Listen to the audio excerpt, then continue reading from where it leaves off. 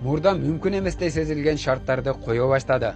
Мисалы, Зеленский белорустарга согушка аралашпоого шарт коюп, аймагында жайгашкан ретрансляторду токтотууну талап кылды. Мен ойлогом, бул жөн гана талап боюнча калып кетет го деп. Бирок Беларусь тобокелчиликке баргысы келбедиби? Айтор аймагындагы ретрансляторду өчүргөнү тууралуу маалыматтар чыкты. Бул ретранслятор кандайча иштейт деп жазсаңыз, анын кызматы мындай.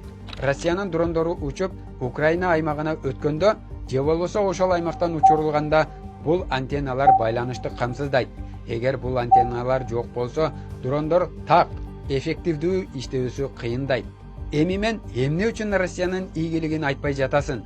Россияны өтө эле алсыз көргөзүп коюпсуң дегендерге жооп катары түшүндүрө кетейин. Россиянын абалы чынында оор достор. Туура, ал чоң өлкө, күчтүү держава. Бул көрүнүш кыска убакытта чечилиши мүмкүн, бирок азыр абал чынында оор.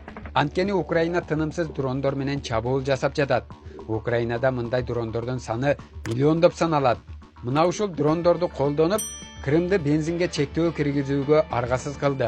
Украина мунай иштетүүчү заводдорго арт артынан сокку жасап, Россиянын мунай өндүрүүсүн кыскартып салды. Мына бул акыркы убакта Украина жасаган соккуларды караңыз. Москванын өзүнө эле бир канча жолу сокку жасалган. Дагы да уланып жатат. Ошондо Украина жеңип жатабы дешиңиз мүмкүн. Бир сөз менен айтканда жок. Себеби фронт ошол бойдон турат.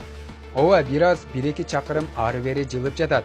Бирок бул өзгөрүш картаны алыстатканда көрүнбөй калат. Украина фронтту бузуп өтүүгө аракет кылбастан, аны турган жеринде кармап, Россиянын тылына сокку уруп, экономикалык, моралдык жактан сындырып жатат. Ошондо эмне үчүн Россия жооп бере албай жатат дешиңиз мүмкүн.